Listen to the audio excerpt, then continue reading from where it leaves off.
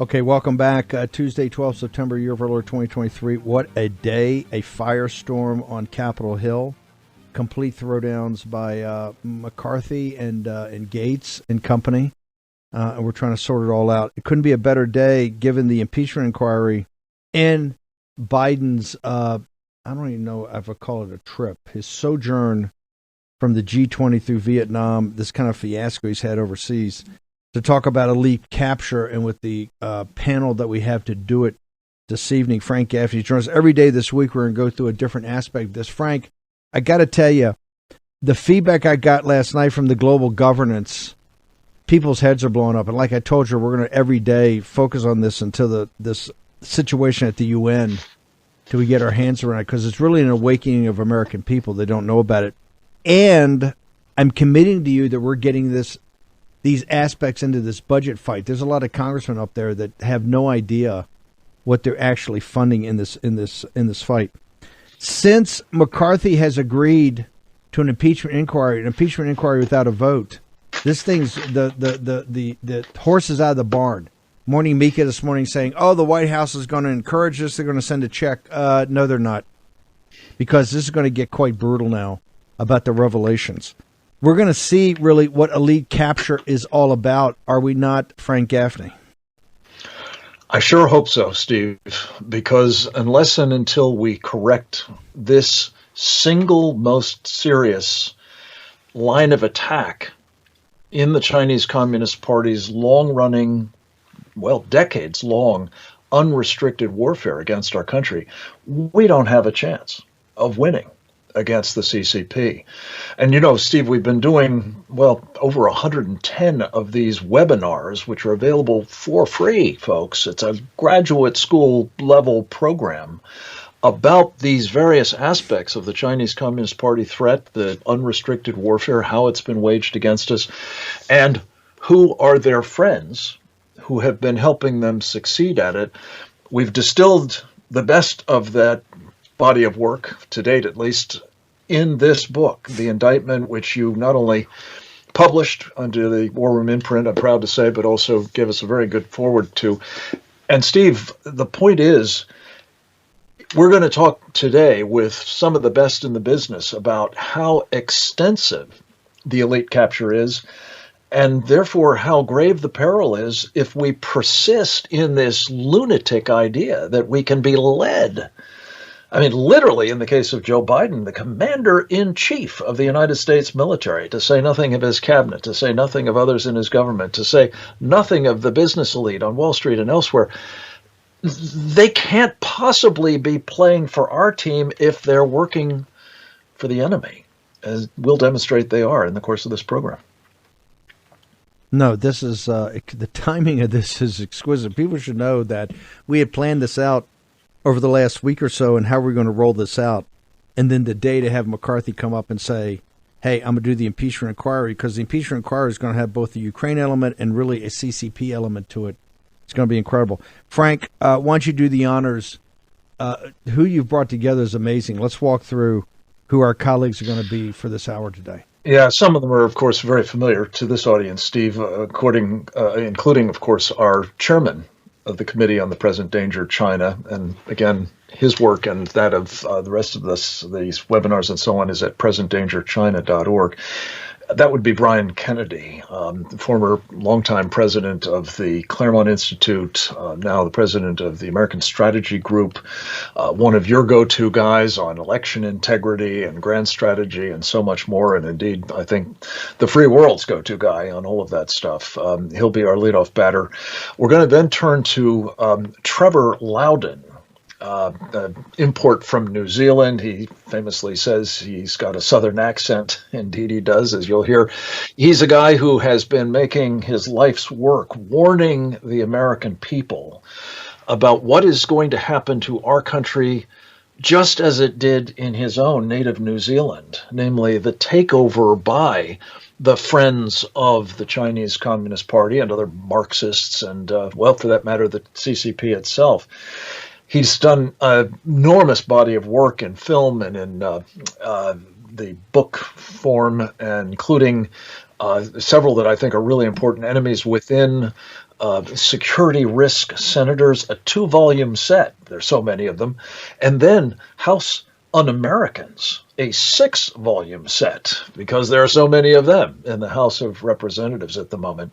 Finally, we'll have Will Hild, a tremendously impressive guy who runs consumers research and who has been mounting a campaign, very creative, very effective, in lighting up one of the most dangerous of the captured elites in our country, because he's helping the Chinese Communist Party increase the numbers of captured elites.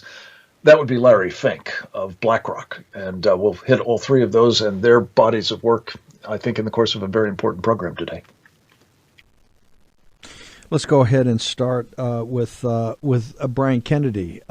Brian, you saw today the House is going to go in a full. And by the way, this inquiry is going to be intense. I can tell people, not just McCarthy trying to save himself, but the nature of the subject and the evidence is out there. Give us your beginning observations.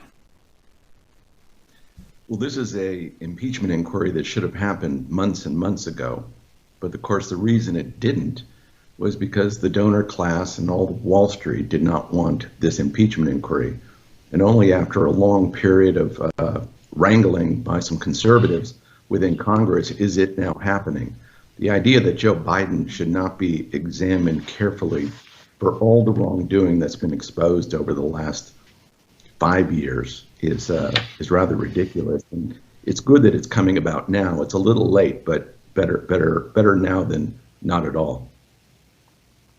I want to tie this. The topic is elite capture. I want to tie, because a lot of people are saying, hey, is there high crimes and misdemeanors? What's this guy done? He's got a son that's a drug problem, etc. Why is this going to give us a platform to adjudicate the topic of elite capture? When you go back to the Constitution and said the essential charge I think they're going to be looking at is bribery. Walk me through the connection between what we've been talking about, elite capture of, and personified by Biden, but we'll get into the Larry Fink and Trevor will tell us about many more in the House, in the Senate. But why is this impeachment inquiry so important to basically give a formal place to adjudicate the concept of elite capture in the United States of America? Well, that's a great question, Steve. For as Frank said, decades, not only have elites been captured in this country, but let's say the government of the United States was captured by the Chinese Communist Party. Remember, way back when, Henry Kissinger had the idea that we could play communist China against the Soviet Union during the Cold War. The Cold War ended, but we didn't turn to the other communist power, communist China, and see whether it presented an existential threat to the United States. In fact, quite the opposite was the attitude of the U.S. government. We didn't look at communist China and their penetration of the U.S. government. And we treated communist China as if they were an ally and a partner. We transferred technology. We gave them preferential treatment. We did everything in our power to make them a wealthy nation. We offshored all of our manufacturing, or much of it, and we made China a wealthy nation. Wall Street and the financial and political elites in this country saw that was happening. They saw there was money to be made by relations, close relations with communist China. And communist China became wealthy and then started using that money to influence American politics. Today, communist China spends roughly $15 billion a year in influence and intelligence operations here in the United States. They spread money around Wall Street, law firms, PR firms, academics in our universities, journalists, everywhere they can to get influence. They saw a politician like Joe Biden as, I'm afraid, an easy mark. And so they reached out the way they do, not directly to him, I would guess, but to his family, and made business relationships with his family in the hopes of influencing policy toward them. The most famous being the memorandum he made with them, I believe it was in 2013, that would give preferential treatment of communist Chinese corporations, that they wouldn't have to go through the same kind of accounting and scrutiny that American corporations have. Now, I think one of the things they'll be examining in this inquiry is how much money did Hunter Biden receive, among other things, from communist China or the Central Bank of China when it came to these kind of investments that were being made. I think one thing that needs to be said, Steve, as well, is that where was the American intelligence community in all of this? Where was counterintelligence? Communist China thinks of itself as an enemy of the United States. They're spending all this money in this country. Was the FBI and the counterintelligence division examining what China was actually doing? Who was it giving money to? What were the results of all that? Was America and American elites being captured through this process? Whereas during the Soviet Union, we had, even however flawed it may have been, we did have that kind of process. We didn't have adequately that process when it came to communist China. And indeed, the Biden Justice Department, after they came into power, eliminated the programs Donald Trump had put into place to examine what communist China was doing in this country. So this is a very open field, as it were, for members of Congress to examine exactly what's been going on, not just during the Biden administration, but for the last several decades. And I think they're going to find a very corrupt system filled with very corrupt people. Amen. I just, because we got a lot to get to, and with Trevor and with Will, but I want to stay on this for a minute. The time frame, one of the time frames the most interesting they're going to focus on, not just with the Ukraine money, but with the CCP money. Biden was put in charge. Remember, Biden was really put on the ticket because Obama ran against Clinton in the primary as an anti-war populist, and they felt that he needed parental supervision, right? They needed to get somebody with long history in foreign relations, foreign affairs, and had connections on Wall Street. That's why Biden's put in the VP. He was designated immediately not just to lead the Ukraine effort, but more importantly, this quote-unquote pivot to Asia, that we're going to wind down our involvement in Iraq and Afghanistan, and we're going to pivot to this new emerging threat. He was in charge of the pivot to Asia. And you can see that the CCP specifically targeted him, and I'm sure from years before, but he was now in charge of making the decisions. That's what makes it so outrageous and stunning that he would take his son, he would take Air Force Two and actually include Hunter Biden on the flights, that then Hunter Biden would schedule business meetings with high-level CCP assets to start making deals both in the private equity fund and other arrangements that they were making. Brian Kennedy. No, that's right.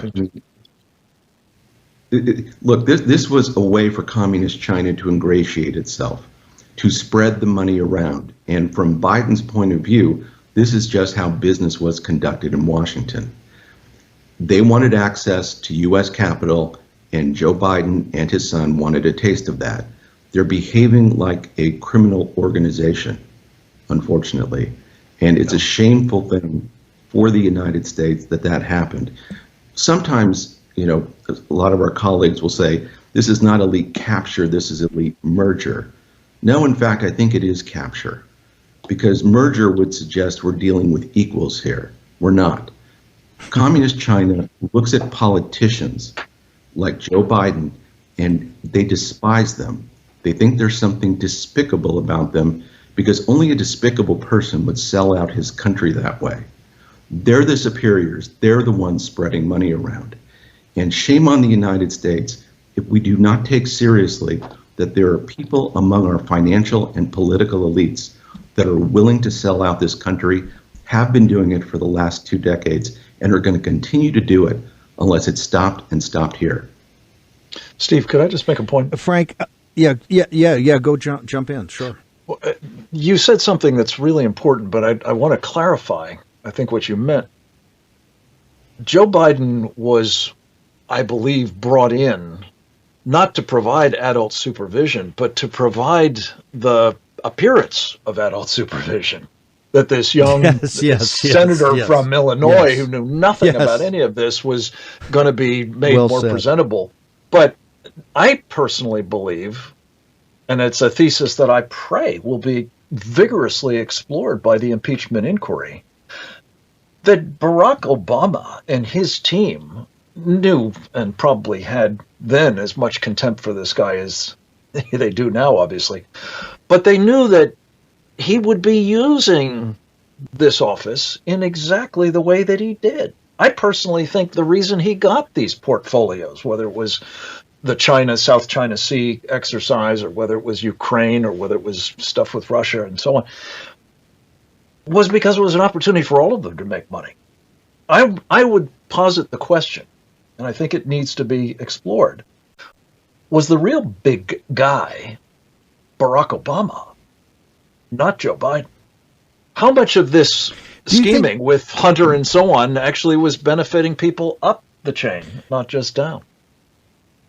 Because one thing about Obama, and correct me if I'm wrong, anybody jump in here, is that to date, there's been huge ideological, Frank, as you and Trevor know, we fought this battle for a long time about Obama's background, his inclinations, his being drawn to certain topics and people.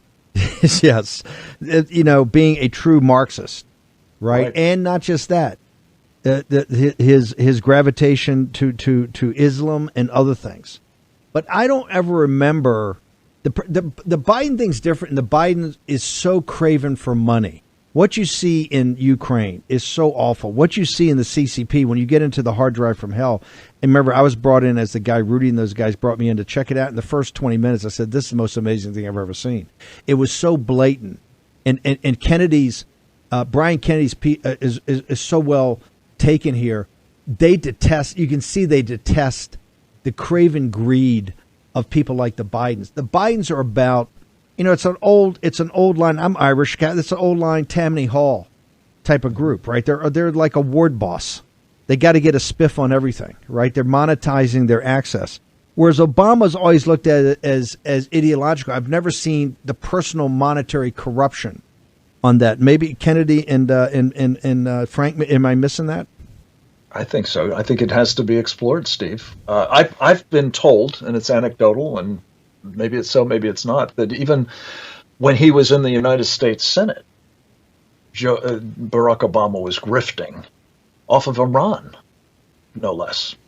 So, and just, Steve, going back to something you said at the very beginning, when we're talking about bribery, what does that have to do with high crimes and misdemeanors, impeachable offenses? Well, it has everything to do with it. In fact, as you know, it's one of the two specified crimes. What's the other? Treason. Then you get to the other crimes and high crimes and misdemeanors. So this is everything. And Brian is absolutely right. The fact that we haven't been on this formally, prosecuting the case, indicting this man and his team before now is shameful, but they're onto it now. Let's help them make the most of it. Well, let's bring in, I want to say about shameful, let's bring in Trevor Loudon. And Trevor, it's a perfect time, I think, to get you in here. I remember I met Trevor through Andrew Breitbart over a decade ago, I think before the 2010 Tea Party revolt. And I remember going to and we would go to these Tea Party things and give talks. And some of these were 50 people, right? And I would get to meet Trevor. And honestly, when I first saw his books and his information, there was so much. And I actually said, is this guy a nutcase? Because it was so documented on this communist Marxist infiltration of these people. And at first I was saying, it's too much. It can't be. Trevor, everything you said turned out to be true. This is what I call providential about the steal in the 2020 election. Because they flip their face cards over and you see that these are hardcore Marxists. And it's clearly been trained for a long time. And I think the nation owes you a great amount of respect and thanks for how you've gone through and documented this and say, hey, just don't think this is some random occurrence. This has been a long road that they have taken to basically train a cadre that could not just, they would be the undercard for the elite capture. They would be pushing for elite merger. Trevor Loudon. Well, thanks very much, Steve. And you're right. This is a very long-term process. And if you've looked at it from the Chinese point of view, you know, they're a weak nation. But the weakness so to take down America, they're going to have to get inside, and they're going to have to use America's open society and the left-wing inclination of many of its leaders to their advantage. And as they got richer, they started to spread the cash around, not just to their left-wing allies, but also into the conservative movement as well. You know, we all know that Mitch McConnell, for instance, should probably be investigated as well for his ties to China. But, you know, this is the thing. We're in a communist revolution. Almost all of Biden's cabinet are Marxist or pro-Chinese activists. There's at least 100 members of the House that couldn't pass a background check to drive a school bus. And there's about 40 US senators who are deeply in bed with China, Iran, Cuba, and many other enemies of America. So the elite capture is in Hollywood, it's in Wall Street, but it's specifically in the US House, the US Congress, and the White House. That's where it's most evident, and that's not scrutinized at all. Toss out a couple examples there. I just like that, because this is your life's work, which has been so powerful, but this is already embedded into the system from years and years of training. Yeah. Well, you look at two cabinet officers, two of Biden's cabinet, Julie Su, acting Secretary of Labor, and Deb Haaland, Secretary of the Interior. Well, Deb Haaland was a no-name, hard-left congresswoman from New Mexico. The first thing that Biden did when he took office was to cancel the Keystone Pipeline because Native Americans were protesting in the Dakotas. Well, those protests were organized by Judith LeBlanc of the Communist Party USA, which is completely loyal to China. Judith LeBlanc then mounted a major campaign, a political campaign. They had buses, they had celebrity endorsements, Mark Ruffalo, Sarah Silverman, Alyssa Milano, Cher, Hanoi, Jane Fonda, Deb for Interior, to make this no-name Secretary of the Interior. And Biden nominated this woman on the basically put there by the Communist Party USA. Now she's Secretary of the Interior, has oversight over 20% of this country, and she's shutting down every single energy lease she possibly can, from Alaska to Colorado, everywhere she can. You know, Biden has already drawn down our strategic oil reserve by 50%. He is stopping drilling everywhere possible. And just when we need oil, he is clamping it down. And Deb Haaland, put in place, easily documentable by the Communist Party USA, is now following the plan, shutting everything down. She is working in the interest of our enemies against this country. The other one, Julie Su. Now, the Chinese have massive control over American labor. A pro-Chinese communist group called the Freedom Road Socialist Organization, by infiltrating the Teamsters, almost brought 230,000 Teamsters out on strike recently. United Auto Workers is about to go out and strike. And the communists are also planning to do big strikes in Southern California, hitting the port at Long Beach and all of the warehouses in the Inland Empire, which is a huge part of America's supply chain. They're deliberately targeting the supply chain. That's about to start. Now, Julie Su, who's acting Secretary of Labor, Biden can't get it confirmed, but he's leaving in position, is an old student Maoist affiliated with the League of Revolutionary Struggle, who was then mentored by two former supporters of the Communist Workers' Party, a militant pro-Chinese Communist Party, Stuart Kuo and Kent Wong. Kent Wong ran APALA, the Asian Pacific American Labor Alliance. Stuart Kuo runs Asian Americans Advancing Justice, and is also a member of the Committee of 100 Communist China's main influence operation in the country. They got her, basically their lobbying got her appointed as Deputy Secretary of Justice, Assistant Secretary of Justice. Marty Walsh left. Now she's the acting secretary. She's a pro-China Maoist put in place by two of China's best friends in this country. The Chinese are about to take a whole bunch of American unions out on strike, crippling strikes that could bring America into recession, even depression, and she's going to be presiding over it. And I can tell you what side she's going to be on. That's two cabinet officers right now working in the interest of China to cripple the U.S. economy. Hang on a second. We're going to take a short commercial break. When we return, we've got more explosive analysis on Larry Fink and the Wall Street Titans. Also, Trevor's going to answer the question. He says there's 100 members of the House that couldn't pass a basic background check. And remember, they all have security clearances. Some have very high security clearances. Elite capture. It's all going to be put forward in this impeachment inquiry. You're going to get the inside scoop now in the War Room. Back in a moment.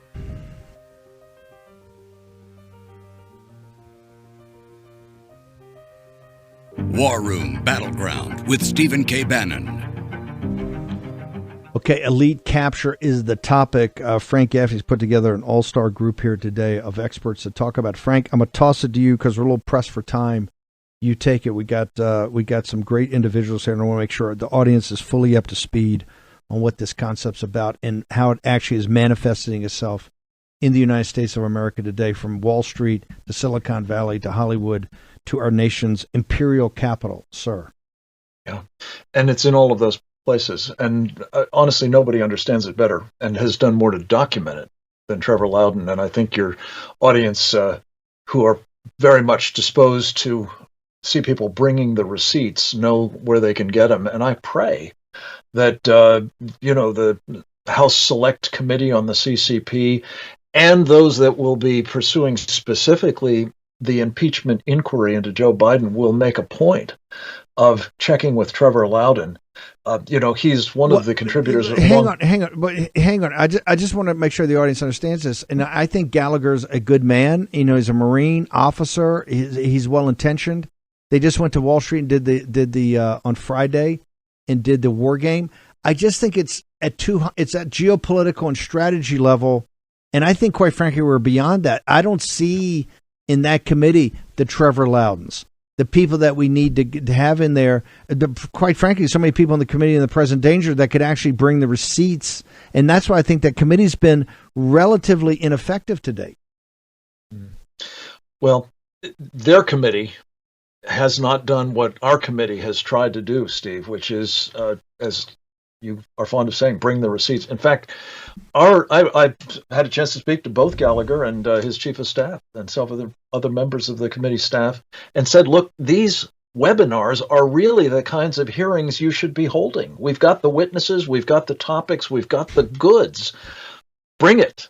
And so far, that's not happened as much as it should.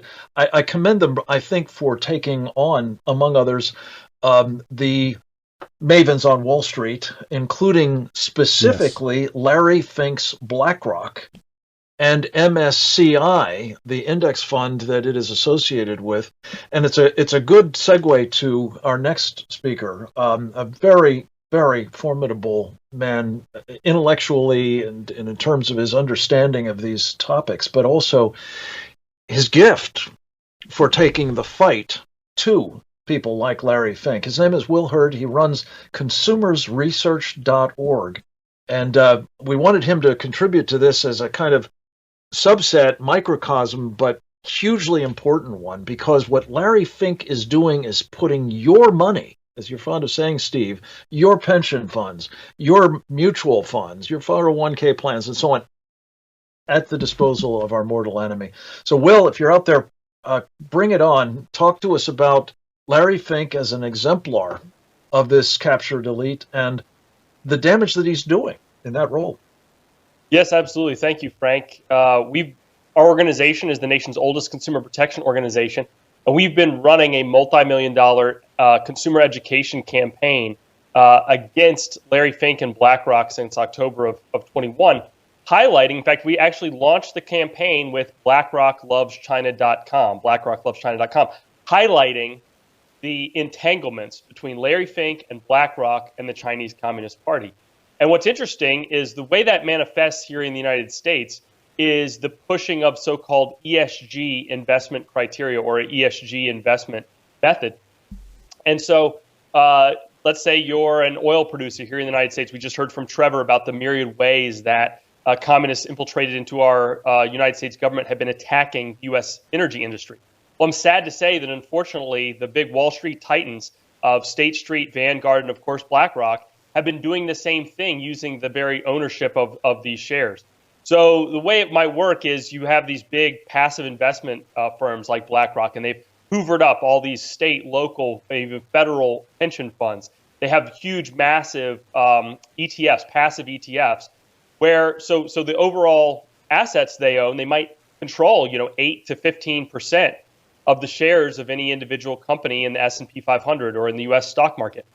And even though they're not making individual investment decisions on average, they're not buying and selling the shares, they are controlling those shares as a fiduciary, as a steward for their myriad of private and public clients. And what they have announced, what they say publicly, is we use those shares to push a far left woke agenda. This is this famous clip that you see often come up from a 2017 interview that Larry Fink did, where he said that if BlackRock, we believe that if behaviors are going to change, they're going to have to be forced to change. And at BlackRock, we are forcing behaviors to change. He was actually referring to those far left political agendas, everything from pushing net zero targets to race and sex-based quotas on boards of directors. And so BlackRock, teaming up with its colleagues State Street and Vanguard, push this far left progressive agenda onto corporate America. What does that have to do with China? Well, here's the thing. They don't do any of that in Chinese Communist mainland China. They push a laissez-faire, whatever you want, we'll finance it policy. They will finance coal-powered plants in China. They will finance natural gas pipelines and natural gas plants in China.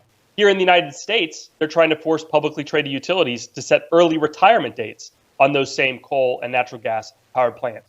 So the net effect of this is to hamstring the U.S. economy, particularly in the areas of agriculture and energy production, but they want to destroy our airline industry as well, our concrete industry, our steel industry. You look at all of the things they want to do. They want to basically use net zero as a cudgel to destroy all of our economic superiority over mainland China, and yet at the same time use those same American investment dollars to build up the Chinese economy. So that's where you get the elite capture connection there. It's a net effect of building up China at the time that you're tearing down the United States. What does Larry get out of it? Well, he gets a ton of political favors from the Chinese Communist Party. BlackRock is allowed to run the only wholly foreign-owned mutual fund over in China. They actually recently, ironically, got permission to start managing state pension funds in mainland China. These are things that most foreign-owned companies would never in a million years get the permission. They would always go domestically. But they see Larry Fink and BlackRock as their man in New York and Wall Street, and so they hand out favors to him left and right. And money. Well, let me ask, let me ask you a question. Back to Trevor, which said this has been going a long time. Because I think people, when they saw this ESG, and let's leave the energy part aside, the carbon part, but when you saw the wokeness and you saw CRT or this DEI, diversity, equity, inclusion, it kind of came out of nowhere. But does this have neo-Marxist roots? They're just trying to put the most palatable, at least initially, to the American people. But does this have deep neo-Marxist roots in back of the thinking and back of this ideology? Absolutely, 100%. If you look at the ideology around CRT, it doesn't look much different than what the Soviet Union was trying to do to create a wedge in American society during the Cold War. This is an old communist tactic. They've been doing it for decades. CRT is just the new wrapping paper. DEI is the new wrapping paper. And I would even say that all of this race and sex-based quotas for these boards of directors is a perfect way for them to create a patronage system where people rely not on their own merits for their employment or their positions of power at these corporations, but for allegiance to the political project of people like Larry Fink, and he's obviously serving the interests of the Chinese Communist Party. So it absolutely, there's a direct line between pushing the S portion, and actually they use the G as well, saying, hey, you don't have good governance at your company unless you've got 2 black people and 2 women or whatever the numbers that they come up with. They call that governance. I call that racism and sexism. But you're 100% right. This is an old communist tactic of trying to divide American society, where normally we have the e pluribus unum, this idea we're all unified, trying to build a better nation, and yet they're constantly trying to divide us around racial and sexual lines. Divide and conquer. Do you think there's any term for it? Do you think there's any way that Larry Fink, at his level, because as you said about that clip, he was so adamant about this, and I've watched so many of these Wall Street conferences where he's out there pontificating. He's on CNBC, on Bloomberg, in the Financial Times. Is there any possibility that he didn't actually understand the roots of what he was pushing in the impact that they were looking for? Whether he understands the communist roots of the policies that he's pushing, I couldn't speak to that. But I can absolutely say there was no question. He knew what he was pushing. He knew he was pushing. He was specifically speaking, in that clip I referenced, he was specifically speaking about race-based quotas for boards of directors, and said, I want 2 people of color on every board we're invested in. And this is a man, by the way, these are not, people have given him the massive amount of money that he manages, not in an active management sense, saying, hey, we want you to go in and manage these companies and tell them how to work. Most of the power he has comes from so-called passive investments, large ETFs that basically don't even make investment decisions. They just invest in the S&P 500 index. And yet he has self-coronated himself. Charlie Munger, Warren Buffett's business partner, called him our would-be emperor.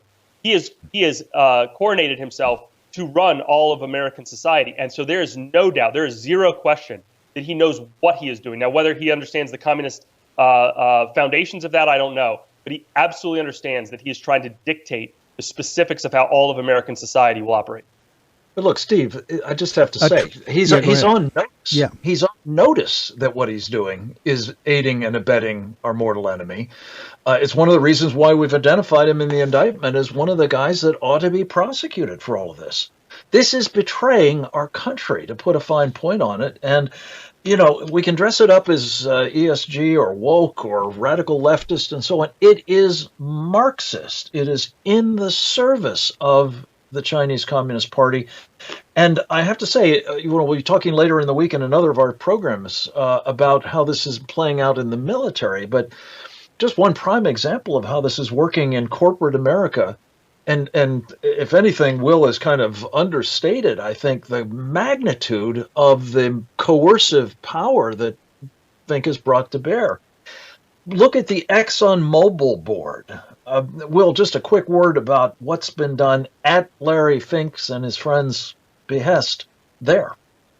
Yeah, absolutely. That's a perfect case study in the ways in which BlackRock has thrown its power around in a completely deleterious way. So Exxon, obviously one of our largest oil producers domestically here in the United States, and also internationally, bringing much of that oil and gas here to U.S. consumers for their consumption and use.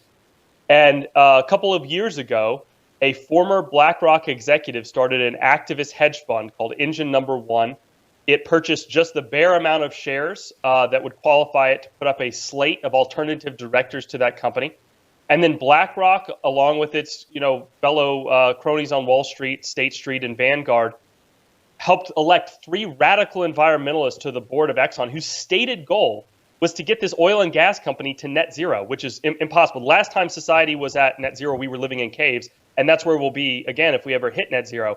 What it really is to get Exxon out of the business of providing cheap and affordable and reliable oil and gas energy to American consumers, and onto these far left boondoggles like wind and solar, which coincidentally happen to be produced almost exclusively in mainland China, and all the elements that go into them happen to be processed almost exclusively in China. It's really taking away our own energy independence and handing it to China. And BlackRock, former BlackRock executive, is who put up those directors, and BlackRock shares were pivotal in getting those 3 radical environmentalists elected to the board. And then 6 months later, here's the effect. 6 months later, the Wall Street Journal is reporting that Exxon the board is considering divesting itself of two of their newest, largest projects, one in Mozambique, one in Vietnam. These are things that they'd spent $30 billion of American investment and know-how putting together. This is years of getting governments and private landowners together, and basically these Wall Street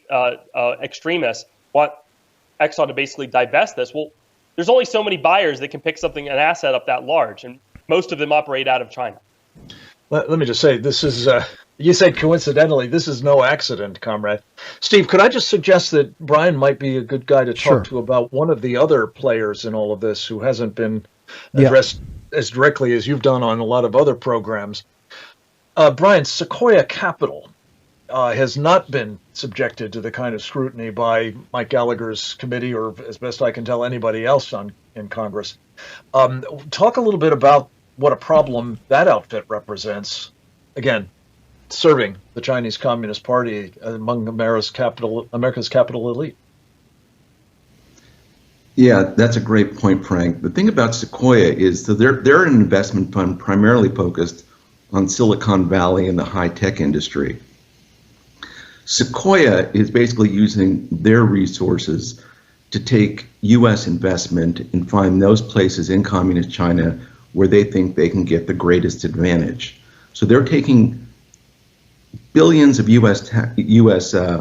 investable dollars from, mostly retirees, but other active investors, and they're making a relationship with communist China, basically building up their high-tech industry.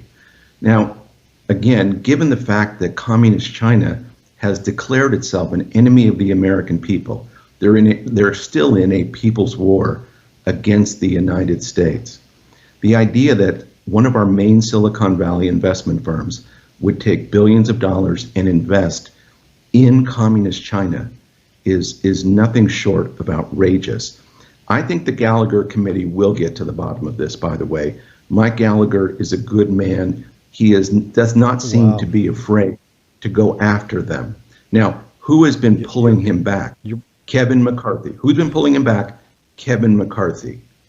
And so there is the heart of the problem. Kevin McCarthy is listening to the donor class and Wall Street. We need to let Mike Gallagher and that committee go and find out everywhere this corruption exists. We're breaking some news here. Okay, I'm pressed for time, so I'm going to ask the panel. I'm going to go around to you guys and ask a question. Trevor Loudon, I'll start with you. And I need a quick answer, with the evidence you've seen to date, is there enough to pursue an indictment on Larry Fink for high treason, sir? Absolutely. And Joe Biden. Okay, we're going to get to Brian Kennedy, do you believe there's enough evidence out there, as you have seen, to pursue an indictment on Larry Fink for high treason against this country? Absolutely. You can't do, and I thought both Trevor and Will had an excellent case to be made there. What else can you call this? Anybody with eyes to see can see that this is treason. They're betraying their country. They know exactly what they're doing. These aren't just people making money. These are people who are ideologically committed to the destruction of the United States. That is the only thing you can draw from all of these various activities we've been describing this past hour. Will, do you believe there's enough information to pursue an indictment on Larry Fink for high treason against this country? Yes, but I would add to that there is even more evidence that he should be indicted for antitrust violations, for securities fraud, and for his breach of his fiduciary duty to the federal thrift savings plan. Steve, Frank Gaffney, one thing? Jump in. Sure. This really informed these kinds of insights that we've been sharing in the course of this hour. Our book, The Indictment. And I think one of the arguments that we've made is, at the minimum, in the court of public opinion, which is where we are now, thanks to you, we need to prosecute this case. But I also believe that the case can be made in a court of law. I think on racketeering grounds, among others. There's a lot of talk about racketeering these days. This is a criminal conspiracy, by the way, in conjunction with what is properly understood a transnational criminal organization, namely the Chinese Communist Party. Bring it on. Let's spread it. Frank, where do people get all your content? Where do they go? The content we've been talking about mostly here is at presentdangerchina.org, our webinars and so on. Securefreedom.org is the Center for Security Policy site. Securingamerica.tv is where you can find our show and more. And also, Steve, theindictmentbook.com. It's amazing. Will, how do people get to you, your content, your site, all of it?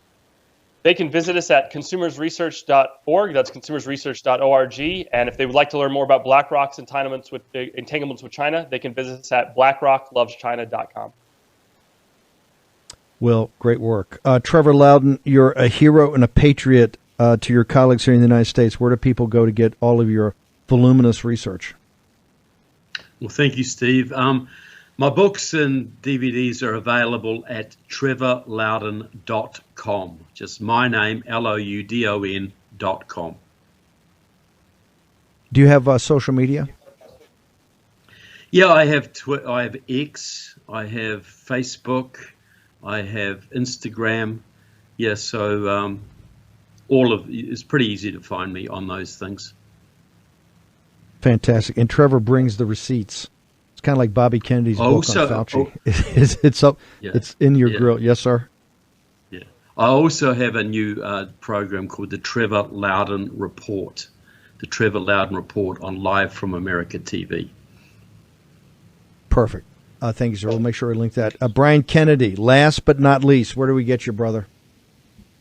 Thank you, Steve. Brian T. Kennedy on Getter. I'm on X, Twitter. I don't like that X phrase. And on Truth Social. So Brian T. Kennedy. And thank you, Steve, for doing this. I think this is an important discussion. This is what are you talking about on a day perfect for elite capture. Guys, thank you very much. Appreciate it. birchgold.com/Bannon. Go now and get all of the free installments on the End of the Dollar Empire.